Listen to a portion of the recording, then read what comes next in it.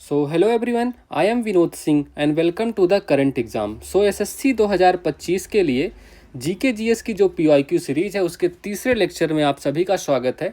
I hope आपने पहले 2 lecture complete कर लिए होंगे। अगर नहीं किए हैं तो पहले उनको जाके कंप्लीट कीजिए, देन इसको कीजिएगा, ठीक है। और एसएससी के लिए आपका एसएससी या कोई भी आपका एग्जाम हो यार, जीके और जीएस तो सेम ही रहता है ना, आपका जीएस तो सेम ही है। तो इस सीरीज को कंप्लीट करने के बाद आपका कॉन्फिडेंस लेवल ऑब्वियसली बढ़ जाएगा, ठीक है। तो आप अच्छे सीरीज करो, अपने खुद के नोट्स बनाओ, ठीक है। चलो तो शुरू करते हैं। क्वेश्चन नंबर 1, और पीडीएफ के लिए आपको टेलीग्राम में चेक करना है, टेलीग्राम में पीडीएफ अपलोड हो जाएगी, ठीक है। तो कौन सी पंचवर्षीय योजना मुख्य रूप से गरीबी हटाओ पहल पर केंद्रित थी, ठीक है। देखो, पंचवर्षीय योजना 5 ईयर प्लान के बारे में करना है, ठीक है। इससे क्वेश्चन आता ही आता है, कोई सा भी एग्जाम उठा लो आप, यहाँ से क्वेश्चन बनना ही बनना है, ठीक है। देखो तो सबसे पहले बताओ योजना आयोग की स्थापना कब हुई थी। देखो 15 मार्च 1950 इसकी नई दिल्ली में स्थापना हुई थी, ठीक है। तो 15 मार्च 1950 की इसकी स्थापना हुई। इसका अध्यक्ष कौन होता था, तो इसका अध्यक्ष होते थे पीएम साहब, ठीक है। तो पीएम जो भी होते थे वो उसके अध्यक्ष होते थे, तो ये आपको ध्यान रखना है। और ये हमने ये आइडिया कहाँ से लिया था, तो यूएसएसआर से, ठीक है। तो यूएसएसआर से हमने कॉपी किया था इसको, ठीक है। तो ये भी आपको ध्यान रखना है। चलो अब देखते हैं पंचवर्षीय योजनाओं के बारे में।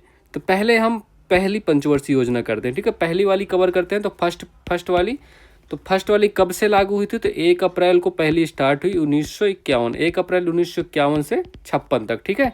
इसका मॉडल क्या था, तो मॉडल का नाम बहुत ही ज़्यादा इंपॉर्टेंट है, तो हैरोल्ड डोमर मॉडल। तो हैरोल्ड डोमर मॉडल पर ये आधारित थी। और इसमें प्रमुख मतलब गोल क्या था, तो फोकस कहाँ पे था, तो फोकस इसमें प्राइमरी सेक्टर पे था, ठीक है। तो फोकस लिख लो, ये पूछा जाते हैं, यही मेन क्वेश्चन है, बाकी तो आप पता होगा, और ज़्यादातर यही पूछा था, ठीक है। तो प्राइमरी सेक्टर पर इसका फोकस था। इसी में हमने भाखड़ा नांगल, हीराकुंड, नागार्जुन सागर जैसी परियोजनाओं की स्थापना की, ठीक है।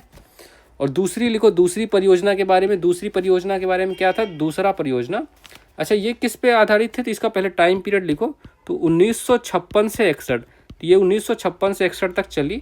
और ये किस मॉडल पर आधारित है, तो पीसी महाल नोबिस, ठीक है। तो पीसी महाल नोबिस, ठीक है। तो ये आपको ये याद रखना है। तो पीसी महाल नोबिस मॉडल पर आधारित थी। और इसमें मेन फोकस क्या था, फोकस का एरिया था सार्वजनिक क्षेत्र, ठीक है। तो सार्वजनिक क्षेत्र पर इसमें फोकस किया जाना था। तो ये तीनों बातें आपको ध्यान रखनी है, ठीक है। और तीसरी वाली भी लिखो। तो थर्ड पंचवर्षीय योजना, थर्ड में कब से कब तक इसका था, टाइम पीरियड लिखो। तो इसको पहले तो 1961 से 66, इसी में चीन के साथ युद्ध हुआ, तो इसमें वजह से ये गड़बड़ा गई थी थोड़ी, ठीक है। और इसका मॉडल क्या था, तो गॉडगिल फार्मूले पर आधारित थी, ठीक है। तो गॉडगिल फार्मूले पर ये आधारित थी। और इसमें फोकस क्या था, तो मेन फोकस था आत्मनिर्भर, ये लिख लो, ठीक है। तो आत्मनिर्भर एंड स्व उत्पादक अर्थव्यवस्था, ठीक है। तो स्व उत्पादक अर्थव्यवस्था, ये इसका फोकस एरिया था। तो ये आपको ध्यान रखना, यही पूछता है, ठीक है। तो आत्मनिर्भर एवं स्व उत्पादक अर्थव्यवस्था, ये इसका फोकस एरिया था। चलो चौथी पंचवर्षीय योजना कौन सी, चौथे में क्या था, तो चौथे में आपका क्या, ये भी गॉडगिल फार्मूले पर ही आधारित थी। तो गॉडगिल, और क्या था, एक और था इसमें, रुद्र एलन मोड पर आधारित, ठीक है। रुद्र एलन मोड पर आधारित थी ये। तो ये आपको ध्यान रखना है। और इसमें टाइम पीरियड क्या है इसका, तो 1969, तो 1969 से 74 तक। क्योंकि देखो इसमें काफ़ी क्षति हुई थी, तो इसमें आपका देखो प्लान हॉलीडे भी यहीं पे लिख लो, ठीक है। तो प्लान हॉलीडे लागू हुआ था यहाँ। तो प्लान हॉलीडे में कब से कब तक, 1966 से 69 तक, ठीक है। 66 से 69 तक प्लान हॉलीडे चला। फिर अब ये चौथी आई 69 से 74 तक, ठीक है। और इसमें क्या था, इसका मुख्य फोकस था स्थिरता के साथ विकास, ठीक है। तो स्थिरता के साथ विकास, ये इसका मुख्य फोकस था, ठीक है। तो स्थिरता के साथ विकास, ये इसका मुख्य फोकस था। अब पाँचवें पे आते हैं, जिससे आपका आंसर निकलने वाला, ठीक है। तो पाँचवीं कब से कब तक थी, तो 1974 से 78, सिर्फ 4 साल की थी, ये आपको ध्यान रखना, 4 साल की थी ये, 1974 से 78। मॉडल क्या था, तो डीपी पर आधारित था धार मॉडल, ठीक है। डीपी पर आधारित, ये लिख लो, डीपी पर आधारित धार मॉडल पर, इसका डीपी धार मॉडल के नाम से भी जानते हैं आप इसको। तो ये भी आपको ध्यान रखना, ओके। और इसका मुख्य नारा था गरीबी हटाओ। तो गरीबी हटाओ का जो आपने क्वेश्चन देखा था वो इसी पंचवर्षीय योजना से संबंधित था। ठीक है, तो ये आपको ध्यान देना है। और इसी में देखो जो रीजनल रूरल बैंक थे ना, आरआरबी, इनकी स्थापना हुई थी 1975 में। ये बहुत इंपॉर्टेंट क्वेश्चन है, पूछा जाता है कि आरआरबी की स्थापना किस पंचवर्षीय के दौरान हुई थी, तो ये आपको ध्यान रखना है। तो option number C correct answer है। 5वीं पंचवर्षीय योजना में गरीबी हटाओ पहल पर केंद्रित थी। ठीक है, चलो बाकी जो भी पंचवर्षीय योजना बची उनको भी कर लेते हैं। तो छठवीं देखो, छठवीं में क्या था, 1980 से 85 इसकी टाइमिंग थी। इसका मेन फोकस था प्रौद्योगिकी का आधुनिकीकरण और बेरोजगारी। देखो यही पूछा जाता है। ठीक है, तो यही पूछा जाता है मेन क्वेश्चन में। 7वीं पंचवर्षीय योजना क्या थी, 1985 से 90, रोजगार के अवसर प्रदान करना। ठीक है, इसका फोकस था रोजगार के अवसर प्रदान करना। और फिर यहाँ पर वार्षिक योजना लागू हुई जिसी में एलपीजी रिफॉर्म्स। ठीक है, 1991 में जो एलपीजी रिफॉर्म्स हुए थे ना, पीवी नरसिम्हा राव आपके पीएम थे, तो ये आपको सब ध्यान रखना है। ठीक है, 1990 से 92 आपकी वार्षिक योजनाएं चली। 8वीं पंचवर्षीय योजना कब से, 1992 से 97, आर्थिक और राजकोषीय सुधार इसका मुख्य फोकस था। ठीक है, आर्थिक और राजकोषीय सुधार इसका मुख्य फोकस था। 9वीं पंचवर्षीय योजना 1997 से 2002 तक, इसका फोकस था सामाजिक न्याय और समानता के साथ विकास। ठीक है, तो सामाजिक न्याय और समानता के साथ विकास पर 9वीं पंचवर्षीय योजना का फोकस। 10वीं पंचवर्षीय योजना 2002 से 7 तक, इसमें कोई खास नहीं थी ये। और 11वीं 2007 से 12, तेज और अधिक समावेशी विकास की ओर। ठीक है, तेज और अधिक समावेशी विकास की ओर। और 12वीं क्या थी, 2007 से 12, तेज और समावेशी और सतत विकास, तेज समावेशी और सतत विकास की ओर। तो ये आपको ध्यान रखने, इतना ही याद रखना है, ज़्यादा याद रखने की जरूरत भी नहीं है। ठीक है, चलिए इसके बाद फिर योजना आयोग को डिसकंटिन्यू करके आपने नीति आयोग स्टार्ट की हमने, तो अब नीति आयोग चलता है ना, तो अब योजना, अब पंचवर्षीय योजना आना बंद हो गई है। ठीक है, चलो तो क्वेश्चन नंबर 2, नुआखाई किस राज्य का त्यौहार है। देखो नुआखाई ये उड़ीसा राज्य का त्यौहार है, मेनली उड़ीसा का त्यौहार है ये नुआखाई। उड़ीसा के और कोई प्रमुख त्यौहार आपको पता है, एक तो नुआखाई तो हो ही गया। ठीक है, एक छाऊ त्यौहार जो है यहीं का है, छाऊ हो गया। कलिंग महोत्सव भी यहीं का है। ठीक है, तो कलिंग महोत्सव, छाऊ, नुआखाई, और कौन सा हो गया, और कौन सा है यहाँ का, रज पर्व। ठीक है, तो रज पर्व भी यहीं का है, रज पर्व। अच्छा, जो नुआखाई है ना, ये नुआखाई के बारे में आप थोड़ा देख लो।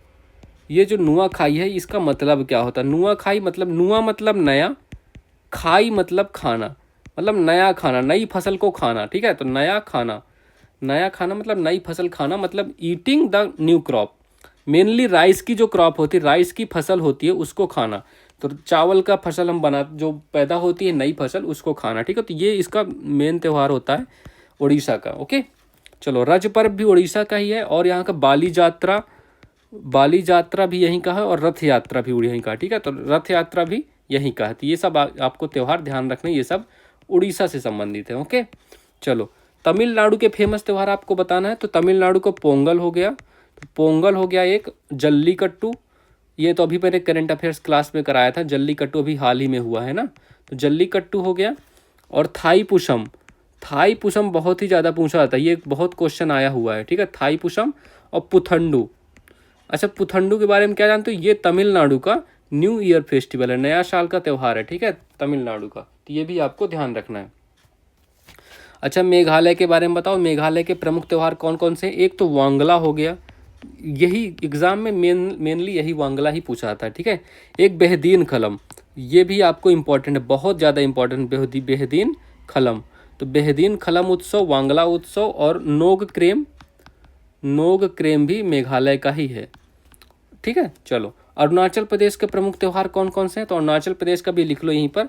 एक तो लोसार हो गया, ये अरुणाचल प्रदेश का न्यू ईयर फेस्टिवल है। ठीक है, तो न्यू ईयर फेस्टिवल है लोसार अरुणाचल प्रदेश का। एक मोपिन हो गया, अरुणाचल प्रदेश का ही त्यौहार है। सोलुंग, तो सोलुंग हो गया। और चालो लोकू, तो ये सब आपके हो गए अरुणाचल प्रदेश के। तो ये कुछ त्यौहार हैं, आपको इनको ध्यान रखना है। ठीक है, तो कुछ और देख लेते हैं हम, जो अम्बुबाची मेला। अच्छा ये बताओ, अम्बुबाची मेला के बाद जानते हो ना, ये कामाख्या मंदिर में सेलिब्रेट किया जाता है। अब बताओ ये कहाँ है। ठीक है, ये मैंने इतना बता दिया, कामाख्या मंदिर में होता है, कामाख्या टेम्पल में इसका सेलिब्रेशन होता है, हर साल होता है। और ये कहाँ होता है, तो ये असम में। ठीक है, तो असम में होता है अम्बुबाची का मेला। गंगा गंगा सागर मेला, ये गंगा सागर मेला कहाँ होता है? पश्चिम बंगाल, ठीक है। तो वेस्ट बंगाल में होता है गंगा सागर मेला। समक्का सरलम्मा यात्रा या मेदराम यात्रा इसी को कहते हैं, तो मेदराम यात्रा भी इसी को कहते हैं। ये कहाँ होता है? तेलंगाना में। त्रिशूरपुरम, त्रिशूरपुरम आपको होता है, ये केरल का फेमस त्यौहार है, ठीक है। सूरज कुंड हैंडीक्राफ्ट मेला, ये कहाँ? ये फरीदाबाद में हुआ इस साल, फरीदाबाद हरियाणा, हरियाणा में हर साल होता है ये, ठीक है। तो हरियाणा में आयोजित होता है। नौ चांदी फेयर, नौ चांदी फेयर कहाँ होता है भैया? नौ चांदी फेयर ये मेरठ का है, मेरठ का मेनली त्यौहार है। मेरठ कहाँ? यूपी, ठीक है। तो यूपी का त्यौहार है। पुष्कर मेला ये तो आपको पता होगा, राजस्थान है ना। सोनेपुर, सोनेपुर कैटल फेयर ये कहाँ का? बिहार वालों का है, बिहार का फेमस त्यौहार है। बस्तर दशहरा ये छत्तीसगढ़, ये तो आपको सबको पता है बस्तर दशहरा। सिग्मो मेला ये कहाँ? गोवा, गोवा का सिग्मोत्सव महोत्सव बहुत ही फेमस है, तो ये भी आपको ध्यान रखने। ओके। क्वेश्चन नंबर 3, निम्नलिखित में से कौन सा स्थान वर्ष 1917 के गांधी जी के सत्याग्रह से संबंधित है?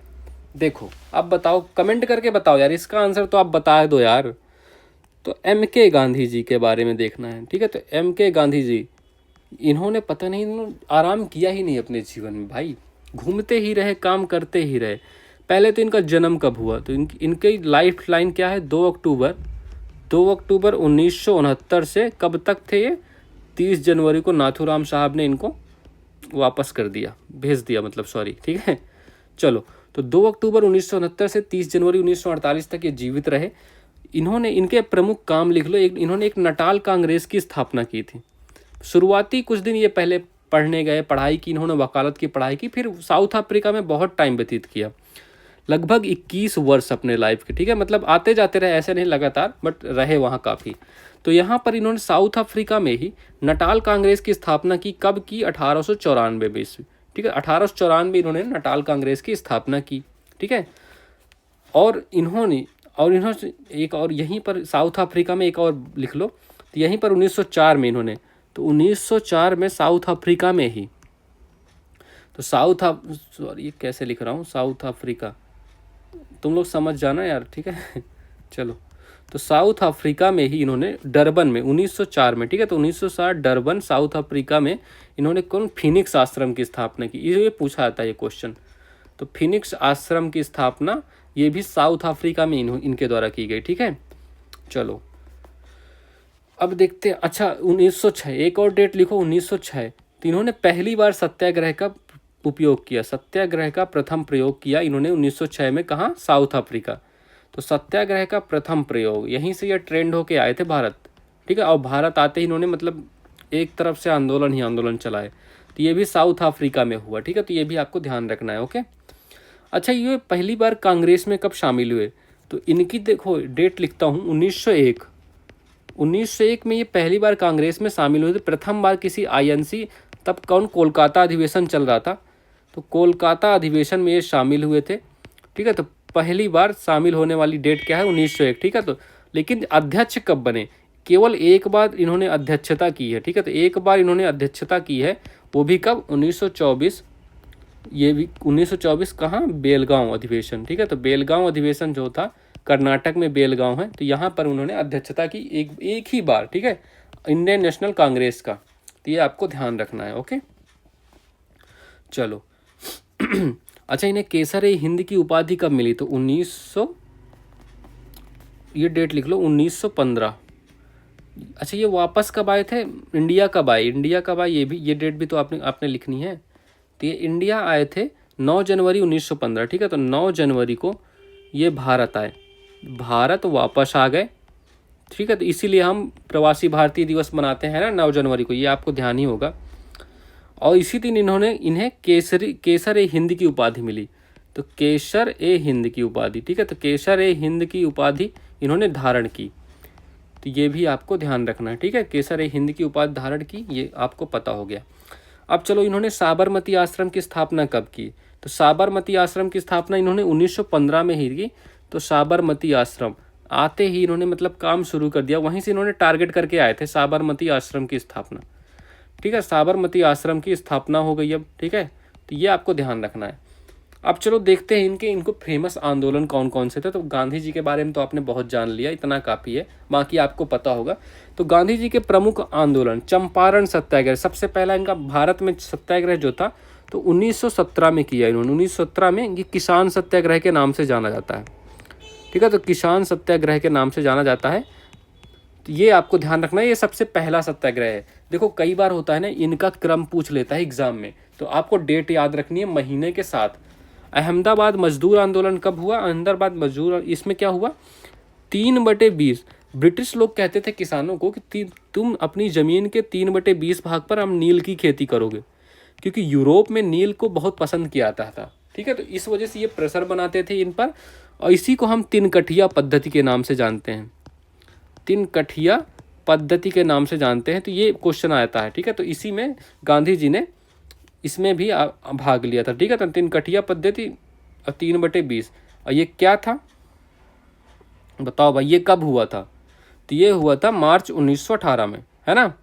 तो सॉरी, फेब्रुवरी, ठीक है। तो फेब्रुवरी 1918, फेब्रुवरी मार्च दोनों महीने लिख लो। तो फेब्रुवरी मार्च 1918, ठीक है। तो ये आपको ध्यान रखना, इसमें इन्होंने भूख हड़ताल की थी। तो भूख हड़ताल की थी गांधी जी ने, ठीक है। तो ये पहली बार प्रथम भूख हड़ताल थी गांधी जी की, तो ये भी आपको पता होना चाहिए। खेड़ा सत्याग्रह ये कब हुआ था? तो ये मार्च में हुआ था, मार्च 1918, ठीक है। तो मार्च 1918 में हुआ था। इसमें ये पूर्णतः किसान आंदोलन था। 1918 में किया गया था ये किसान, ये भी किसान आंदोलन था, ठीक है। तो किसान आंदोलन था, ये भी आपको ध्यान रखना है। चलो खिलाफत आंदोलन के बारे में बताओ। तो खिलाफत आंदोलन ये कब हुआ था? तो 1919 में गांधी जी इसमें भाग लिया था। असहयोग आंदोलन, जब जलियांवाला बाग हत्याकांड हुआ तो उसके बाद यह असहयोग आंदोलन कब चालू किया गया था? 1920 में। बट उसके बाद चौरी चौरा कांड हो गया 22 में, फरवरी 22 में, तो उसके बाद इन्होंने बंद कर दिया, ठीक है। सविनय अवज्ञा आंदोलन कब हुआ था? तो जब दांडी मार्च हुआ था ना, अभी दांडी मार्च जब हुआ था मार्च से अप्रैल तक, ठीक है। तो जब दांडी मार्च की डेट आई तो 1930 में, तो 1930 में दांडी मार्च के बाद इन्होंने नमक कानून को तोड़ के सविनय अवज्ञा आंदोलन स्टार्ट किया। अब व्यक्तिगत सत्याग्रह, या हम इसको दिल्ली चलो के नाम से भी जानते हैं, दिल्ली चलो उपनाम से भी जाना जाता है, ठीक है। तो दिल्ली चलो उपनाम से जाना जाता है। ये कब हुआ था? 1940 में। भारत छोड़ो आंदोलन ये कब हुआ था? 1942 में भारत छोड़ो आंदोलन। इसमें गांधी जी ने नारा दिया था करो या मरो। तो करो या मरो का नारा कब दिया था गांधी जी ने? ये क्वेश्चन आता है एग्जाम में, भारत छोड़ो आंदोलन में दिया था, ठीक है। तो ये सब आपको ध्यान रखना है। तो ऑप्शन नंबर कौन सा हो गया आपका? तो 1917 में गांधी जी का सत्याग्रह कौन सा? चंपारण सत्याग्रह, ठीक है। चंपारण नामक जगह पे, ये आंसर करेक्ट हो गया। चलो क्वेश्चन नंबर 4, राजराजा और महाराजा की उपाधि वाले गौतमी पुत्र सतकर्णी निम्नलिखित में से किस राजवंश से संबंधित हैं? ठीक है।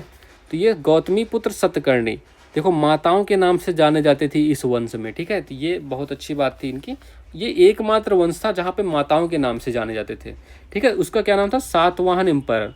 ये आप देख लो, ये जो पूरा ग्रीन वाला इलाका ना, ये सातवाहनों का क्षेत्र है, ठीक है। तो ये वाला पूरा इलाका, ठीक है। तो ये जो ग्रीन इलाका है ये सातवाहनों का है। तो अब लिखो सातवाहन डायनेस्टी के बारे में करते हैं थोड़ा, ठीक है। तो द सातवाहन, अच्छा इसकी संस्थापक कौन थे सातवाहन वंश के? बताओ, कोई बता सकता है? तो द सातवाहनाज के बारे में करते हैं। इसके फाउंडर कौन थे? सबसे पहले बताओ तो फाउंडर कौन है? तो फाउंडर इसके हैं सिमुक। ये क्वेश्चन भी एग्जाम में बहुत बार पूछा जा चुका है। फाउंडर हैं इसके सिमुक, इसके फाउंडर हैं, ये लिखना है। और इसके दूसरे प्रमुख नेता कौन थे? गौतमी पुत्र, ठीक है। तो अपनी माता के नाम से जाने जाते थे गौतमी पुत्र सतकर्णी, ठीक है। तो गौतमी पुत्र सतकर्णी दूसरे प्रमुख राजा थे यहाँ के। इनका कार्यकाल क्या था? 106 से 130 AD तक, ठीक है। तो ये आपको ध्यान रखना है। इन्होंने कौन से टाइटल कौन कौन से धारण किए थे? इन्होंने टाइटल धारण किए थे एक तो राजराजा हो गया, और दूसरा कौन सा था? महाराजा, राजराजा, महाराजा, और एक और था महाराजा के बाद एक और था, इन्होंने लॉर्ड ऑफ विंध्या का भी टाइटल धारण किया। इनकी माँ इन्हें कहती थी लॉर्ड ऑफ विंध्या, ठीक है। तो इनकी माँ ने इनको ये टाइटल दिया था लॉर्ड ऑफ विंध्या का, ठीक है। तो ये भी आपको ध्यान रखना है। तो option number B correct answer हो गया पहली बात, ठीक है आपका। तो गौतमी पुत्र सातकर्णी किससे संबंधित थे? सातवाहन वंश थे, ठीक है। एक और इनका एक प्रमुख है, एक और प्रमुख नेता था इनका, राजा था, ठीक, सॉरी, वशिष्ठ पुत्र, ठीक है। तो वशिष्ठ पुत्र वशिष्ठ पुत्र पुलुमावी, तो पुलमावी जी, ठीक है। तो वशिष्ठ पुत्र पुलमावी एक और ये प्रमुख नेता थे, सॉरी राजा थे, नेता ही नेता याद आ रहे हैं यार, ठीक है। कैपिटल इन्होंने अपनी बनाई थी पैठान, तो पैठान कैपिटल बनाई थी, यही आपको ध्यान रखना है। अगर सातवाहन की कभी कैपिटल पूछता तो ये लिखना है आपको, ये गोदावरी नदी के आसपास थी, ठीक है। तो गोदावरी नदी के आसपास थी, गोदावरी नदी, ये भी आपको ध्यान रखना। पैठन, ये आप पैठन नाम आप याद रखना, सातवाहन की अगर कैपिटल पूछता है तो पैठन ये आपको याद रखना है, ओके। चलो अच्छा, शकों के बारे में कुछ बता सकते हो? चलो मैं शकों के बारे में भी यहीं पर लिख लेते हैं, ठीक है। शकों के बारे में क्या करते हैं तो, अच्छा इसका पहला रूलर कौन था? फर्स्ट रूलर आपने मे भी नहीं सुना होगा इनका यहाँ नाम, बट ये लिख लो आप, मोगा थे। तो शकों का पहला रूलर था मोगा, ठीक है। और फिर फेमस इसका मोगा के बाद रुद्रदामन सेकंड, ये आपके लिए इम्पॉर्टेंट है, ठीक है। तो रुद्रदामन फर्स्ट, ठीक है। इनका कार्यकाल क्या था? 130 से 150 AD तक, ठीक है। तो ये आपको ध्यान रखना क्योंकि रुद्रदामन ने काफ़ी क्वेश्चन बनाए हैं एग्जाम में आपके लिए। यही वो इंसान है जिन्होंने रिपेयर किया था, क्या रिपेयर किया था? Repaired Sudarshan lake. कितनी बार एसएससी ने ये क्वेश्चन नहीं पूछा है ना। तो सुदर्शन लेक का रिपेयर किसने किया था? रुद्रदामन, जो शक वंश के थे, ये आपको ध्यान रखना है, भूलना नहीं है। और जूनागढ़ शिलालेख, एक इनका जूनागढ़ शिलालेख मिला है, जूनागढ़ का शिलालेख, ठीक है। जूनागढ़ शिलालेख, इसमें कुछ मिला है, तो वो क्या लिखा था इस शिलालेख में, जो कि कहाँ है? गुजरात में है, ठीक है। तो गुजरात में इसमें क्या लिखा हुआ है कि ही डिफीटेड द सातवाहन, मतलब इन्होंने सातवाहन को डिफीट किया। तो डिफीटेड, ये लिख लो, डिफीटेड सातवाहन, ठीक है। तो सातवाहनों को किसने डिफीट किया? सातवाहना को डिफीट करने वाला रुद्रदामन फर्स्ट है, ये आपको ध्यान रखना है, ठीक है। तो ये आपको पता होना चाहिए। अच्छा, शुंग वंश के प्रमुख नेता आपको पता है? पुष्यमित्र शुंग एंड अग्निमित्र, ये बस इतना याद रख लो। पुष्यमित्र, तो पुष्यमित्र शुंग हो गया और अग्निमित्र हो गया, ठीक है। तो ये दो नेता आपको, दो राजा आपको याद रखना है। यार पता नहीं यार मैं कहाँ से नेता पढ़ के आया हूँ आज, मुझे नेता ही नेता याद आ रहे हैं, ठीक है। तो पुष्यमित्र शुंग और अग्निमित्र दो राजा हुए हैं शुंग वंश के। चलो पांड्या का अगले सीरीज में कर लेते हैं, चलो यहाँ पर करते हैं, ठीक है। देखो आपका ये संगम लिटरेचर, आपको संगम लिटरेचर पता है? मैंने ये क्वेश्चन करा चुका हूँ शायद, संगम काल है ना। चलो फिर भी लिख लो एक बार जल्दी, कैपिटल तो लिख ही लो। तो इसमें कौन से आपको तीन प्रमुख साम्राज्य थे? एक तो चोला हो गया, दूसरा कौन सा हो गया? पांड्या हो गया, और तीसरा कौन सा? चेरा हो गया, ठीक है। तो ये तीन प्रमुख साम्राज्य हुए हैं दक्षिण भारत में संगम काल। तो इनको हिस्ट्री ऑफ साउथ इंडिया के नाम से भी जानते हैं, ठीक है। इनकी चोलों की कैपिटल क्या थी? तो कैपिटल इनकी थी कावेरीपट्टनम, तो कावेरीपट्टनम इनकी कैपिटल थी। और इनका इम्बलम क्या था, मतलब चिन्ह क्या था? राष्ट्रीय चिन्ह। कावेरीपट्टनम इनकी कैपिटल थी और इनका चिन्ह था, इम्बलम था टाइगर इनका प्रतीक चिन्ह था, ठीक है। पांड्याओं की राजधानी क्या थी? तो इनकी कैपिटल थी मदुरई, तो मदुरई इनकी कैपिटल थी। और इनका एक पोर्ट था, फेमस पोर्ट था, मतलब फेमस पोर्ट का क्या नाम था? कोरकई, तो कोरकई पोर्ट था इनका फेमस। और इनका इम्बलम क्या था? प्रतीक चिन्ह कार्प, जो एक मछली का प्रकार था, ठीक है। तो एक मछली इनका राष्ट्रीय प्रतीक थी। चेराओं की कैपिटल क्या है? तो चेराओं की कैपिटल थी, इनकी कैपिटल है वंजी, ठीक है। तो वंजी इनकी कैपिटल है। और इनका इम्बलम क्या था? तो bow and arrow, Dhanush and बाण इनका प्रतीक चिन्ह था, ठीक है। तो बो एंड एरो, ये भी आपको ध्यान रखना है, ओके। चलो क्वेश्चन नंबर 5, भारतीय संविधान की गणतंत्रात्मक विशेषता किस देश के संविधान से ली गई है? ये बताओ भाई, ये क्वेश्चन तो आपको आना चाहिए यार। तो इंडियन कॉन्स्टिट्यूशन के बारे में बताना है, ठीक है। तो इंडियन कॉन्स्टिट्यूशन, तो बताओ भाई कि कहाँ से ली गई है ये गणतंत्रात्मक विशेषता जो है। तो गणतंत्रात्मक शासन ये कहाँ से लिया गया है? तो आप बता सकते हो गणतंत्रात्मक कहाँ कहाँ है? तो गणतंत्रात्मक विशेषता ये ली गई है आपकी फ्रांस से, ठीक है। तो ये कहाँ से ली गई है? तो गणतंत्रात्मक ली गई है आपकी विशेषता, ये फ्रांस की संविधान से ली गई है। और हमने फ्रांस से क्या क्या लिया है? प्रस्तावना में हमने 3 वर्ड ऐड किए थे। तो प्रस्तावना में हमने कौन से 3 वर्ड ऐड किए थे? एक स्वतंत्रता हो गया, समता हो गया, और कौन सा हो गया? बंधुता, मतलब बंधुता या बंधुत्व, ठीक है। तो बंधुता, तो ये तीनों वर्ड जो हमने लिए हैं ना, ये भी हमने फ्रांस से ही लिए हैं, ठीक है। तो ये भी आपको ध्यान रखना है, ठीक है। चलो तो option number C correct answer है फ्रांस। अच्छा, आयरलैंड से हमने क्या लिया है? आयरलैंड से हमने क्या क्या लिया है? आयरलैंड से हमने एक तो राज्य के नीति निदेशक तो डीपीएसपी हो गया, ठीक है, और राष्ट्रपति की निर्वाचन पद्धति। तो राष्ट्रपति की जो निर्वाचन पद्धति है, ठीक है, राष्ट्रपति निर्वाचन पद्धति भी हमने यहीं से ली है। कहाँ से? आयरलैंड से निर्वाचन पद्धति। और क्या क्या लिया है यहाँ से? एक राज्यसभा में जो सदस्यों का नामांकन होता है ना, तो राज्यसभा में जो सदस्यों का नामांकन होता है वो हमने आयरलैंड से लिया है, ठीक है। तो ये आपको रिवीजन सीरीज है, आपको ज़्यादा उतना नोट्स नहीं बना, बस शॉर्ट नोट्स होने चाहिए आपके पास, ठीक है। चलो, कनाडा से क्या क्या लिया हमने? कनाडा बताओ, कनाडा जो घूमने जाते हो कनाडा वाले बताओ। तो राज्यपालों की जो नियुक्ति होती है, राज्यपालों की नियुक्ति जो केंद्र द्वारा राज्यपालों की नियुक्ति होती है राज्यों में, तो वो हमने कहाँ से लिया है? कनाडा से, ठीक है। तो नियुक्ति हमने कनाडा से लिया। और अवशिष्ट शक्तियाँ केंद्र में निहित होना, ये भी कनाडा का आइडिया है। तो अवशिष्ट जो शक्तियाँ होती हैं तो वो केंद्र में निहित होती हैं, ठीक है। तो अवशिष्ट शक्तियाँ केंद्र में निहित, तो केंद्र में निहित, ये आपको ध्यान रखना है, ओके। चलो बाकी हम नेक्स्ट स्लाइड में कर लेते हैं। तो option number C correct answer mark कर लेना इसमें, ठीक है।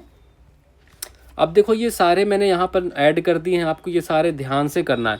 ऑस्ट्रेलिया के संविधान से हमने क्या क्या लिया? समवर्ती सूची ऑस्ट्रेलिया। ये क्वेश्चन इतनी बार पूछा गया एग्जाम में ना, तुम लोग भूल ही नहीं सकते हो। व्यापार, वाणिज्य और समागम की स्वतंत्रता और संसद के दोनों सदनों की संयुक्त बैठक, ये दोनों पॉइंट आपको ध्यान रखना है, ठीक है।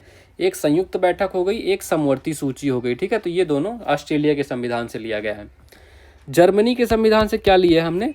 तो आपातकाल के समय मूल अधिकारों का स्थगन। कितना इंपॉर्टेंट पॉइंट है ये। तो आपातकालों के समय जब मूल अधिकारों का स्थगन होता है, वो हमने कहाँ से लिया है? वो हमने जर्मनी से लिया है, जर्मनी से, ठीक है।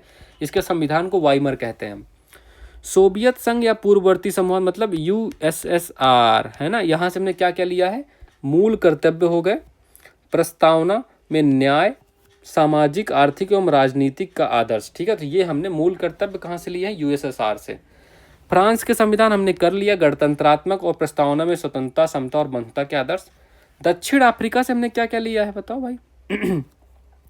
तो दक्षिण अफ्रीका से हमने लिया संविधान में संशोधन की प्रक्रिया और राज्यसभा के सदस्यों का निर्वाचन, ठीक है। और नामांकन हमने कहाँ से लिया था? नामांकन मैंने क्या बताया है? राज्यसभा के जो सदस्यों का है, ये नामांकन हमने आयरलैंड से लिया है, ठीक है। जापान का संविधान क्या कहता है? जापान के विधि द्वारा स्थापित प्रक्रिया, ठीक है, लॉ इस्टेब्लिश्ड बाय लॉ, ठीक है। भारत शासन अधिनियम 1935 से हमने क्या क्या कॉपी किया है? संघीय तंत्र हो गया, राज्यपाल का कार्यकाल, न्यायपालिका, लोक सेवा आयोग, आपातकालीन उपबंध, प्रशासनिक विवरण, ये हमने भारत शासन अधिनियम 1935 से लिया है, ठीक है। ब्रिटेन से क्या लिया? ये इंपॉर्टेंट है आपका। संसदीय शासन जो है ना, हमने ब्रिटेन से कॉपी किया है। विधि का शासन ना ब्रिटेन से, विधायी प्रक्रिया ब्रिटेन से, एक नागरिकता जो एकल नागरिकता है भारत की ना, वो भी हमने ब्रिटेन से कॉपी किया है। मंत्रिमंडल, परमाधिकार लेख, संसदीय विशेषाधिकार और दुसदनवाद, ये सब हमने ब्रिटेन से कॉपी किया है। तो ये बहुत इंपॉर्टेंट पॉइंट है, ठीक है।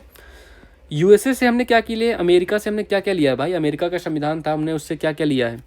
तो अमेरिका के संविधान से हमने ले लिया है मूल अधिकार, ठीक है।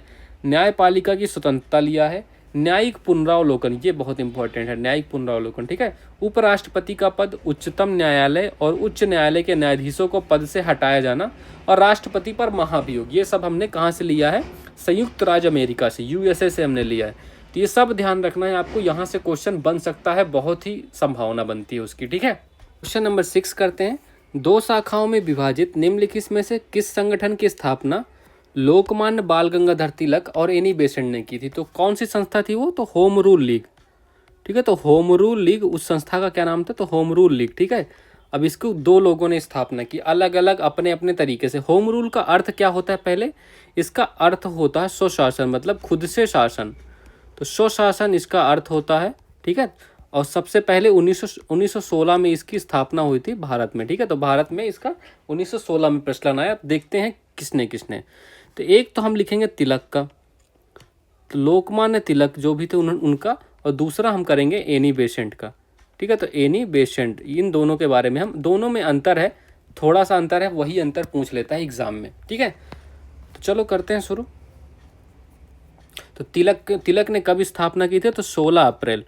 तो तिलक ने 16 अप्रैल 1916 को कहाँ की थी स्थापना? बेलगांव कर्नाटक के अधिवेशन में, ठीक है।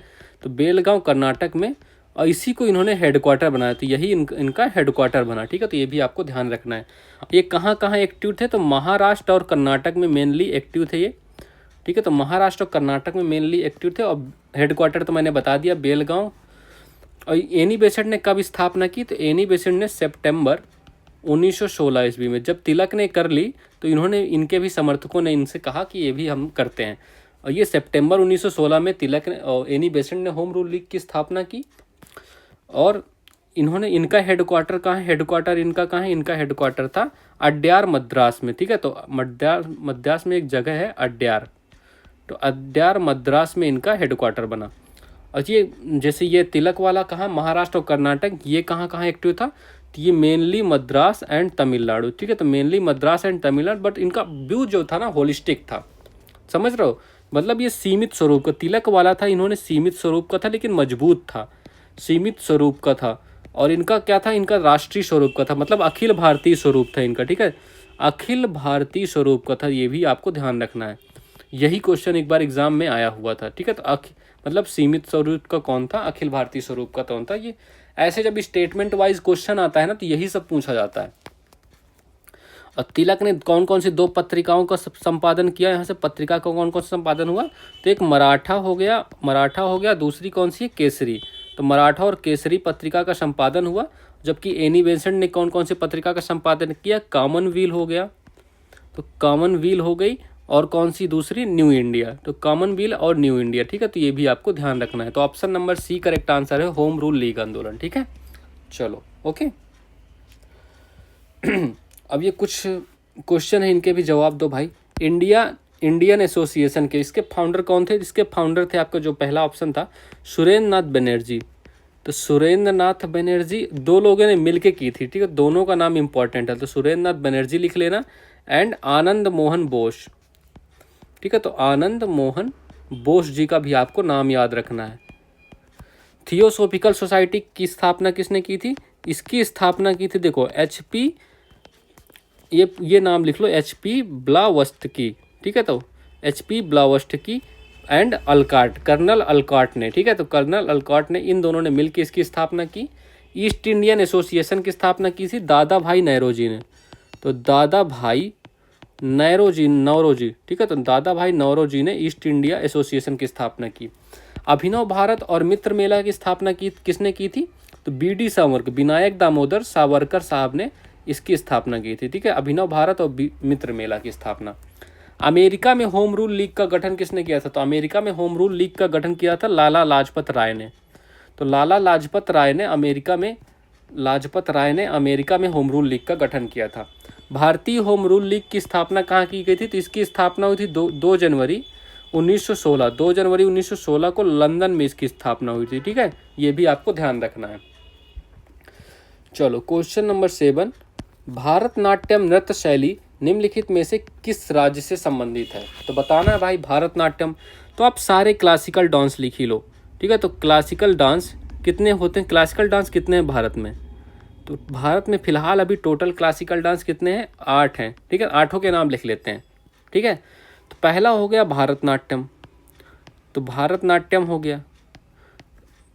यामिनी कृष्णमूर्ति जिनका भी निधन हुआ, ये इसकी फेमस डांसर थी, है ना। तो भारतनाट्यम कहाँ से? तमिलनाडु से रिलेटेड है। दूसरा कौन सा हो गया? कथक हो गया। तो दूसरा कथक कहाँ से रिलेटेड है? ये यूपी से, ठीक है। कथक हो गया यूपी या नॉर्थ इंडिया, आप समझ सकते हो, ठीक है। ओडिसी का बताओ, ओडिसी कहाँ से? तो ये उड़ीसा से ही संबंधित है। और चौथा कुचिपुड़ी, कुचिपुड़ी कहाँ का है बताओ? कुचिपुड़ी, इससे भी, ये भी यामिनी कृष्णमूर्ति से संबंधित है। तो ये कुचिपुड़ी आपका आंध्र प्रदेश हो गया, ठीक है। तो 4 हो गया, बाकी 4 कौन कौन से हैं?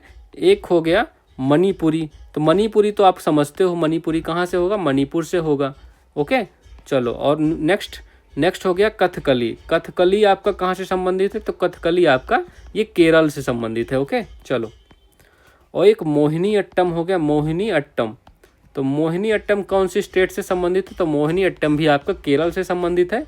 और अभी लेटेस्ट कौन सा है? सत्रिया। तो सत्रिय अभी लेटेस्ट में बना है शास्त्रीय नृत्य, ये कहाँ से, ये असम से संबंधित है। ठीक है, तो ये सब आपको 8 के 8 ध्यान रखना है और कहाँ से संबंधित है ये भी आपको पता होना चाहिए। तो भरतनाट्यम कहाँ से, तमिलनाडु। ठीक है, option number D correct answer है। चलो अभी क्लासिकल लैंग्वेज भी कर लेते हैं, हमने डांस तो कर लिया, अब लैंग्वेज की बारी है, उनको भी कर लेते हैं। तो देखो सब इनको क्रम से करते हैं, एक पहले हो गई, पहली लैंग्वेज हो गई तमिल। ठीक है, अभी टोटल कितनी 11 लैंग्वेज हो चुकी है भारत में। पहली हो गई तमिल, इसको कब ऐड किया गया था, 2004 में। फिर कौन सी हो गई, संस्कृत हो गई, तमिल हो गई, संस्कृत हो गई, संस्कृत को कब ऐड किया, 2005 में हमने। ठीक है, फिर तमिल संस्कृत हो गई, फिर तेलुगु, तमिल संस्कृत तेलुगु, तेलुगु को हमने 2008 में ऐड किया। और कौन सी है फिर कन्नड़। ठीक है, तो तमिल ये क्रम से आप याद रखना, मैं भी इसकी ट्रिक बताऊंगा एक, ठीक है आपको, तो उससे आपको सारी याद रहेंगी। कन्नड़ 2008 में। ठीक है, और फिर मलयालम हो गई, तो मलयालम कौन सी है, मलयालम में हो गई 2013। ठीक है, तो मलयालम 2013। और फिर ओडिया, ये तो आपकी पुरानी हो गई जो 6 पहले ऐड थी। ठीक है, अभी लेटेस्ट में 5 आई हैं, सॉरी। तो 2024 में, तो 2024 में 5 हमने क्लासिकल लैंग्वेज और ऐड की है। कौन कौन सी, एक मराठी हो गई, बंगाली हो गई, मराठी बंगाली, और कौन सी है, असमीज़, असम की लैंग्वेज जो है। ठीक है, तो असमीज़। अच्छा, कोई बताएगा असम की भाषा कौन सी है। एक भाषा का नाम कोकबरोक भाषा है ना, आप पता है आपको। एक प्राकृति हो गई, और कौन सी हो गई लास्ट, कौन सी, पाली। तो 5 अभी लैंग्वेज ये ऐड हुए हैं, मराठी, बंगाली, असमीज, प्राकृत, पाली। ठीक है, तो इनको भी आपको ध्यान रखना है, इन सब का नाम याद रखना है आपको। ठीक है, इसकी ट्रिक है एक, मैं बताता हूँ। MBA के टेस्ट में, ठीक है, तो MBA के टेस्ट में पॉप फेल। ठीक है, तो पॉप फेल हो गया। ठीक है, तो ये इसका ट्रिक है, ऐसे में भी आपको याद रहे। तो अभी करा देता हूँ एक बार, तो आपके दिमाग में तो बैठ ही जाएगा। ठीक है, एम से क्या हो गया, एम से हो गई आपकी मलयालम। ठीक है, तो एम से हो गए मलयालम हो गई। बी से कौन सा हो गया, बी से क्या है, बी से आप पता करो, बी से हो गई आपकी बंगाली। ठीक है, तो बी से हो गई बंगाली। ए से क्या है, एक से हो गई आपकी असमीज़। ठीक है, तो बंगाली, असमीज़। ये ऐसे तरीका अच्छा है, आपको ऐसे याद रख सकते हो। ठीक है, तो के से क्या हो गई, के से आपकी कन्नड़ हो गई, मैंने तो ऐसे ही याद रखा है। के से हो गई कन्नड़, टी से क्या हो गई, तेलुगु। ठीक है, टी से हो गई तेलुगु। एस से क्या हो गई, एस से बताओ, एस से हो गई संस्कृति, तो एस से हो गई संस्कृति। और टी से क्या है, टी से हो गई तमिल। ठीक है, टी से हो गई तमिल। और क्या हो गई, मे से हो गई मराठी रखना आपको यहाँ का, मे से मराठी रखना। पी से क्या हो गई, प्राकृति हो गई। ठीक है, तो पी से प्राकृत हो गई। ओ से हो गई ओडिया, और पी से फिर लिखना पाली। ठीक है, तो ये आपको ऐसे याद रख सकते हो। ठीक है, तो MBA के टेस्ट में पॉप फेल हो गया। ओके, चलो क्वेश्चन नंबर 8, निम्नलिखित में से कौन सी ट्रॉफी घरेलू क्रिकेट से संबंधित नहीं है। चलो पहले तो बताओ क्रिकेट से कौन कौन सी ट्रॉफी संबंधित हैं। क्रिकेट की सारी ट्रॉफी लिख लो आप लोग यहाँ पर। ठीक है, क्रिकेट से कौन कौन सी संबंधित ट्रॉफी हैं, तो देखो पहली तो हो गई आपकी, चलो लिखो, रणजी ट्रॉफी हो गई, एक तो रणजी ट्रॉफी हो गई। और कौन सी हो गई, रणजी हो गई, दलीप ट्रॉफी हो गई, विजय हजारे भी यहीं की है, विजय हजारे, तो विजय हजारे ट्रॉफी। और कौन सी हो गई, ईरानी ट्रॉफी। और कौन सी है, तो कौन कौन सी हो गई, रणजी, दलीप, विजय हजारे, ईरानी और देवधर। और देखो एशिया कप जो होता है, एशिया कप अभी हाल में हुआ, एशिया कप हो गया, एसेज हो गया। ठीक है, तो ये सब भी क्रिकेट से ही संबंधित है। ठीक है, दूसरा लिखो आप, दूसरा तो ऑप्शन नंबर देखो, डूरंड कप क्रिकेट से संबंधित नहीं है, बाकी तो सब देवधर, रणजी, दलीप सब क्रिकेट से। डूरंड कप किससे है, तो ये है आपकी फुटबॉल से। तो फुटबॉल की भी सारी ट्रॉफीज़ लिख ही लेते हैं। ठीक है, तो फुटबॉल की कौन कौन सी ट्रॉफी हो गई, एक तो संतोष ट्रॉफी हो गई, फेडरेशन कप हो गया, फेडरेशन कप भी फुटबॉल का है, तो फेडरेशन कप हो गया। और कौन सा है, IFA शील्ड। ठीक है, तो IFA शील्ड। ठीक है, तो IFA शील्ड, तो फेडरेशन कप, IFA शील्ड हो गया। और कौन सी हो गई, डूरंड कप। अब मेन चीज़ तो भूल रहे हो आप लोग, डूरंड कप। और बताओ यार तुम लोग जो ले ली। और देखो फीफा वर्ल्ड कप भी तो फुटबॉल का ही है, फीफा वर्ल्ड कप है ना, फीफा वर्ल्ड कप। और कौन सा, UEFA चैम्पियनशिप, तो UEFA चैम्पियंस लीग। ठीक है, तो UEFA चैम्पियंस लीग, ये आपको कुछ ध्यान रखना है फुटबॉल के बारे में। ठीक है, चलो नेक्स्ट करते हैं, और किसकी कर लेते हैं, और हम हॉकी की करते हैं। ठीक है, हॉकी की भी लिखो, चलो हॉकी की सारी ट्रॉफीज़ लिख दो यहाँ पे, लिखो भाई कौन कौन सी हैं। तो हॉकी की हो गई, एक रंगास्वामी कप हो गया, तो हॉकी की कौन सी है, रंगास्वामी कप। और कौन सा है, रंगास्वामी आगा खां कप हो गया, ठीक है। तो आगा खां कप भी हॉकी से संबंधित है। ध्यानचंद ट्रॉफी भी हो गई हॉकी की। तो ध्यानचंद ट्रॉफी किसकी है, हॉकी की। और सुल्तान अजलान शाह, ये आपने सब सुना होगा, सुल्तान अजलान शाह, ये भी आपकी हॉकी की ही ट्रॉफी है, ठीक है। तो सुल्तान अजलान शाह ट्रॉफी ये कहाँ की है, हॉकी की, ठीक है। तो ये सब ध्यान रखना है। और चलो लिखो, और हो गया आपका टेनिस की लिख दो। चलो टेनिस की लिखते हैं। तो टेनिस की सारी ट्रॉफीज़ लिखो। टेनिस की सारी ट्रॉफीज़ कौन कौन सी है, तो टेनिस की ट्रॉफीज़ लिखो। एक विंबलडन हो गया, विंबलडन को नाम तो आप सुनते रहते हो, है ना, करंट अफेयर्स की क्लास में मैं रोज़ इनको सुनाता हूँ। तो विंबलडन, तो विंबलडन ट्रॉफी हो गई। और कौन सा टेनिस का हो गया, डेविस कप हो गया। टेनिस का फेमस है डेविस कप, तो डेविस कप टेनिस के लिए बहुत फेमस है।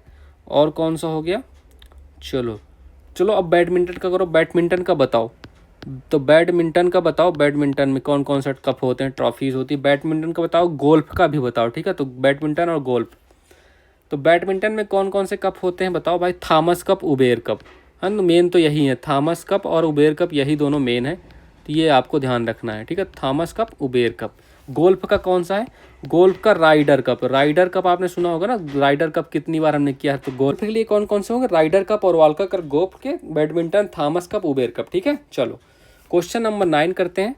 सिदो और कान्हू निम्नलिखित में से किस जनजाति विद्रोह के नेता थे, ठीक है। देखो आपका एक विद्रोह हुआ था, संथाली विद्रोह, संथाल जनजाति द्वारा, ठीक है। संथाल विद्रोह ये कब हुआ था, ये हुआ था 1855-56 में। तो 1855-56 में हुआ था। कहाँ कहाँ हुआ था ये, तो वर्तमान झारखंड, वेस्ट बंगाल एंड बिहार, इन क्षेत्रों में फैला हुआ था, ठीक है। तो इन 3 क्षेत्रों में हुआ था। तो इसी से रिलेटेड ये फेमस नेता थे सिद्धू और केतो, सिद्धू एंड कान्हू, ठीक है। तो सिद्धू और कान्हू ये इन्हीं के नाम है, ठीक है। तो इन्हीं के ये फेमस नेता थे, ठीक है। तो संथाल विद्रोह आपका ये करेक्ट आंसर है, संथाल इसका राइट आंसर है, ठीक है।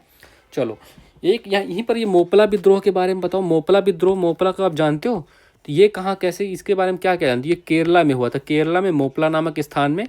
तो 20 अगस्त 1921 को हुआ था, ठीक है। तो 20 अगस्त 1921 को हुआ था। किसके विरोध में हुआ था, तो जमींदारों एंड ब्रिटिश सरकार के विरोध में हुआ था। मोपला विद्रोह जमींदारों और ब्रिटिश सरकार के विरोध में किसानों द्वारा आयोजित किया गया था, ठीक है। तो ये आपको ध्यान में रखना है, ठीक है।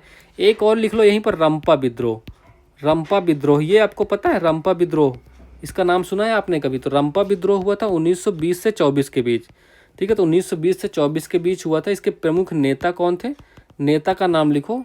तो अलकारी सीताराम, तो अलकारी सीताराम इसके प्रमुख नेता थे, ठीक है, अलकारी सीताराम का। और ये कोया जनजाति द्वारा किया गया था। रंपा विद्रोह के प्रमुख नेता हो गए अलकारी सीताराम, और कौन सी जनजाति, कोया जनजाति द्वारा परफॉर्म किया गया था। और कहाँ पे था, मेनली गोदावरी नदी के तट पर, ठीक है। गोदावरी नदी के आसपास इसको आयोजन हुआ था, ठीक है। तो ये आपको ध्यान रखने हैं। तो चलो कुछ और विद्रोह कर लेते हैं, ये कुछ प्रमुख विद्रोह हैं, इनके बारे में देखते हैं। कुछ और विद्रोह कर लेते हैं। तो पहाड़िया विद्रोह, इसको कहाँ, राजमहल की पहाड़ियों में किया गया था। क्षेत्र क्या था, और 1778 का वर्ष था। और राजा जगन्नाथ इसके प्रमुख नेता थे, ठीक है। चुआर या जंगल महल विद्रोह, तो जंगल महल ये छोटा नागपुर या बंगाल के मैदान के आसपास हुआ था 1798 ईस्वी में। राजा दुर्जन सिंह, माधव सिंह, राजा मोहन सिंह, लक्ष्मण सिंह ये इसके प्रमुख नेता थे। उराव और मुंडा विद्रोह, इसको तमाड़ विद्रोह के नाम से भी जाना जाता है। ये छोटा नागपुर के क्षेत्र में हुआ था 1798 में। और 1914-15 में मुंडा विद्रोह, ठीक है। तो इसमें कौन से, भोलानाथ सहाय सिंह, बलराम भगत, जत्रा भगत, ये सब इसके प्रमुख नेता थे। हो और मुंडा विद्रोह, तो हो और मुंडा विद्रोह ये कहाँ, सिंह भूमि और रांची, छोटा नागपुर का जो क्षेत्र है, यहाँ पर बहुत विद्रोह हुए हैं 1820-37 और 1890 मुंडा में। तो बिरसा मुंडा मुंडा विद्रोह के प्रमुख नेता थे, ठीक है। और परहट के राजा हो विद्रोह के। तो अहोम विद्रोह, ये अहोम असम साम्राज्य, आपको याद है ना, 1828 से 30, गोमधर कंवर, ये आपके लिए इंपॉर्टेंट है, इस बार आपको इसको ध्यान देना है, ठीक है। तो अहोम साम्राज्य के लिए। खासी विद्रोह, तो गारो और खासी की जो जयंतियाँ हैं उनके पहाड़ी क्षेत्रों के बीच में 1830 में हुआ था। नुनकुलो शासक तीरथ सिंह इसके प्रमुख नेता था। तो ये भी आपके लिए इंपॉर्टेंट है, तीरथ सिंह का नाम ध्यान रखना, ठीक है तुम लोग। चलो कोल विद्रोह कहाँ हुआ था, तो ये भी छोटा नागपुर, रांची, सिंहभूम, हजारीबाग या पलामू के बीच हुआ था 1831 में। बुद्धो भगत इसके प्रमुख नेता, ये भी आपको ध्यान नहीं रखना है, ठीक है, बुद्धो भगत। संथाल विद्रोह हमने किया, राजमहल की पहाड़ियाँ, सिद्धू मुर्मू और कान्हू मुर्मू प्रमुख नेता हैं। 1833 और 1855-56 के बीच में हुआ था, ठीक है। खोंड विद्रोह के बारे में बताओ तो खोंड विद्रोह हुआ था उड़ीसा और आंध्र प्रदेश में 1837 से 56 के बीच। चक्र बिश्नोई इसके प्रमुख नेता थे। कोया जनजाति द्वारा अभी हमने किया ना रंपा विद्रोह, पूर्वी गोदावरी ट्रैक में आंध्रा और रंपा के 1886, 1916, 22, 24 ये सब में हुआ था। तोमा शोरा, राजा अयंतार अल्लूरी, सीताराम राजू, तो ये सब इसके प्रमुख नेता थे। भील विद्रोह पश्चिमी घाट खानदेश महाराष्ट्र में हुआ था, दक्षिण राजस्थान में 1817, 19, 25, 31, 46, 1913 ये सब टाइम पीरियड है, इनमें होता रहा। गोविंद गुरु इनका ये नाम आपको ध्यान रखना है, गोविंद गुरु जी का नाम याद रखना है, ठीक है। और गोंड विद्रोह ये आदिलाबाद तेलंगाना में हुआ 1940 में। और कोमरम भीम इसके इंपॉर्टेंट नेता हैं, कोमरम भीम के भी नाम भी आपको ध्यान रखना है, ठीक है। चलो क्वेश्चन नंबर 10, निम्नलिखित में से किस लड़ाई को भारत में ब्रिटिश राज की औपचारिक शुरुआत माना जाता है। ये क्वेश्चन तो आप लोग बता देगो, अब ये तो आपको आ ही जाना चाहिए था, है ना। तो बैटल ऑफ प्लासी। चलो तो बैटल ऑफ प्लासी के बारे में करते हैं हम फिर से, कितने टाइम बाद कर रहे हैं इसको हम। तो बैटल ऑफ प्लासी कब हुआ था ये पहली बात, तो 23 जून की डेट आपको याद है, 23 जून और 1757। अब ये इस दिन क्यों हुआ था भाई, क्योंकि देखो एक घटना हुई थी, ब्लैक होल की घटना आप सबने सुनी होगी, है ना। तो ब्लैक होल की घटना में क्या हुआ था, ये कब हुई थी पहली बात, तो 20 जून 1756। तो 20 जून 1756 को ये घटना हुई थी, ठीक है। तो यहाँ पर क्या हुआ था, एक 18 गुणे 14 फीट का कमरा था। 18 गुणे आपका जो नॉर्मल बेडरूम होता है ना, उस साइज का कमरा था। उसमें 146 अंग्रेजों को पैक कर दिया गया। उसमें 146 अंग्रेज कैसे गए, पहले तो यही सोचो। उनको बंद रखा गया, ठीक है। इसमें से सिर्फ 23 अंग्रेज जिंदा बचे, 23 जिंदा बचे। इस घटना से बहुत ही ज़्यादा प्रभाव पड़ा, ठीक है। तब जाके क्लाइव जो नेता था, क्लाइव इनका गवर्नर बन के आया। और किसके किसके बीच हुआ, तो ये प्लासी का युद्ध हुआ सिराजुद्दौला जो बंगाल का नवाब था। तो सिराजुद्दौला इसका क्या सेनापति कौन था, इसका सेनापति मतलब नेतृत्व किसने किया था, सेनापति था इनका मीर जाफर। तो मीर जाफर जिसने इसको धोखा दे दिया था, मीर जाफर सिराजुद्दौला वर्सेस क्लाइव जो ईस्ट इंडिया कंपनी की तरफ से था, ठीक है। क्लाइव जो ईस्ट इंडिया कंपनी की तरफ से था, और इसमें इन्होंने हरा दिया इनको, ठीक है। और ये कहाँ हुआ था, तो ये मुर्शिदाबाद के प्लासी नामक गांव में हुआ था। तो मुर्शिदाबाद का प्लासी नामक एक गांव था, वहाँ पर इसका ये युद्ध आयोजित किया गया था। तो option number option number B correct answer है, बैटल ऑफ प्लासी। औपचारिक शुरुआत यहीं से हो गई, जैसे ही ये हारे, ठीक है। अब ये हार गए तो अब मीर जाफर को क्या बना दिया गया, मीर जाफर को नवाब बना दिया गया। तो मीर जाफर कब, तो 1757 से 1760 तक ये बने यहाँ के नवाब, ठीक है। तो नवाब बन गए मीर जाफर। फिर लेकिन क्या मीर कासिम को बनाया गया, ये भी मीर जाफर का रिश्तेदार ही था, ठीक है। तो मीर कासिम को बनाया गया। तो मीर कासिम को कब से कब तक के लिए बनाया गया, तो 1760 से 1763, ठीक है। तो 1760 से 1763 तक के लिए मीर कासिम को बनाया गया और फिर मीर जाफर को बना दिया गया। तो ये अंग्रेज अपने हिसाब से काम कर रहे थे। 1763 से 65 के बीच फिर मीर जाफर को ही बना दिया गया बंगाल का नवाब, ठीक है। तो ये कुछ टाइमलाइन आपको याद रखना है। तो मीर कासिम ने एक काम किया था, मीर कासिम का ये काम एग्जाम में क्वेश्चन बन के आ सकता है। इसने अपनी कैपिटल को बहुत अच्छा काम किया था। कैपिटल जो मुर्शिदाबाद थी, तो मुर्शिदाबाद जो कैपिटल थी उसको मुर्शिदाबाद से मुंगेर हस्तांतरित कर दिया, ठीक है। तो मुर्शिदाबाद से कैपिटल मुंगेर करने वाला कौन था, तो मीर कासिम था। ये क्वेश्चन आपके एग्जाम में दिख सकता है आपको, ठीक है। चलो इतनी बात ध्यान रखना आपको, ये सब आपको पता होना चाहिए प्लासी का युद्ध के बारे में, ठीक है। और बैटल ऑफ बक्सर को करते हैं। तो बैटल ऑफ बक्सर को पता ये कब हुआ था, तो ये हुआ था 22 अक्टूबर 1764। किसके किसके बीच हुआ था, तो अब मीर कासिम ने अपनी फौज तैयार की। तो मीर कासिम जो अवध के नवाब के पास गया, शुजाउद्दौला। तो मीर कासिम प्लस शुजाउद्दौला, तो शुजाउद्दौला, ठीक है। और कौन था, एक और मिल गया यहाँ पर, शाह आलम द्वितीय। तो शाह आलम द्वितीय, इन तीनों ने मिल के किसका सामना किया, तो वर्सेस मुनरो था तब ईस्ट इंडिया कंपनी की तरफ से, ठीक है। तो ये था इनके, इस मुनरो ने इनको हरा दिया, ठीक है। और हरा के कौन सी संधि हुई, 1765 में इलाहाबाद की संधि हुई। तो इलाहाबाद की संधि हुई और यहाँ से पूरी तरह से अब अंग्रेज़ों के कब्जे में आ गया भारत। मतलब यहाँ से अंग्रेज़ों की स्थिति बहुत ही ज़्यादा मजबूत हो गई। इनको लगने लगा अब तो भाई हम ही हैं, और ऐसा फिर इनका कॉन्फिडेंस बढ़ा और भाई इन्होंने जो तबाही मचाई आप तो देख ही सकते हो फिर, है ना। तो ये आपको ध्यान रखने हैं। अब चलो मैं कर्नाटक वार, वांडीवास वार भी करा ही देता हूँ इसमें। तो कर्नाटक युद्ध हुए, ठीक है। एंग्लो फ्रेंच संघर्ष जो आप जानते हो, अंग्रेज और जो फ्रांसीसी लड़ रहे थे आपस में। तो एंग्लो फ्रांस जो भारत के बाहर की लड़ाई थी इनकी, ठीक है, इनको कर्नाटक युद्ध के नाम से जाना गया। तो कर्नाटक युद्ध के नाम से जाना गया। ये भारत के बाहर से लड़ते आ रहे थे, इनका पेरिस और इंग्लैंड में उधर अपनी अलग लड़ाई चल रही थी, तो इन्होंने भारत में भी लड़ाई मचा ही ली, ठीक है। तो देखो पहला वार कौन था, फर्स्ट कर्नाटिक वार। इसको डेट क्या है, 1740 से 48 तक। इसकी टोटल डेट क्या है, 1740 से 1763 तक ये लड़ते रहे, इनके बीच में संघर्ष चलता रहा। तो 1740 से 48। और दूसरा कब हुआ था, दूसरा हुआ था इनका 1749 से 1754। और तीसरा कब हुआ, तीसरा हुआ था इनका 1758 से 1763, ठीक है। तो ये 3 युद्ध हुए अंग्रेज और फ्रांसीसियों के बीच। तो तीनों के बारे में कर लेते हैं, ठीक है। तो पहले में क्या हुआ, तो इसमें तो फ्रेंच जीत गए। तो फ्रेंच जो थे ये विनर हो गए, मतलब इनकी विक्ट्री हो गई। फ्रेंच किसकी विक्ट्री हुई, विजय किसकी हुई, फ्रांसीसियों की। और इसमें एक संधि हुई एक्स-ला चैपेल। तो एक्स-ला चैपेल की संधि हो गई, ठीक है। तो एक्स-ला चैपेल की संधि हो गई ट्रीटी, ठीक है। तो ट्रीटी ऑफ एक्स-ला चैपेल। तो ये ध्यान रखना है, ये कब हुई, तो 1748 में। ये क्वेश्चन भी आपका एग्जाम में पूछा जा सकता है, ठीक है। तो ये संधि हो गई।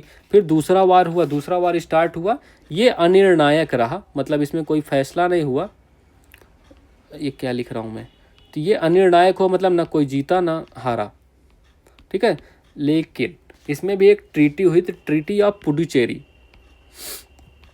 Treaty of Puducherry. But England वालों ने, सॉरी, फ्रांस के लोगों ने कहा, फ्रांस के लोगों ने अपने डुप्ले को बुला लिया, ठीक है। डुप्ले को वापस बुला लिया। इसी वजह से फ्रांसीसियों की ताकत बहुत कम पड़ गई, बट वो अच्छा काम कर रहा था। ट्रीटी ऑफ पुडुचेरी कब हुई, तो ये 1754 में हुई। थर्ड कर्नाटक वार अब क्या हुआ, अब डुप्ले जा चुका है।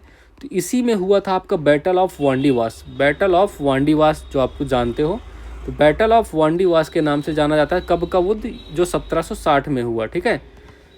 और इसमें कौन विजेता कौन बना, विक्ट्री किसकी हुई, तो विक्ट्री किसकी हुई बताओ। तो विक्ट्री हुई इसमें ऑब्वियसली ब्रिटिश की हो गई।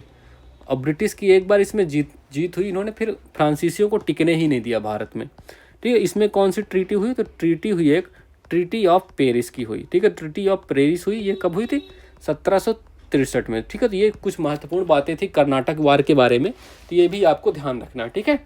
चलो, so that's all for this class. Please यार लाइक करना यार, बहुत लंबी क्लास है, मुंह सूख जाता है बताने में, तो आप इतना तो कर ही सकते हो। तो शेयर करना अपने दोस्तों तक और सब्सक्राइब कर देना प्लीज़, ठीक है।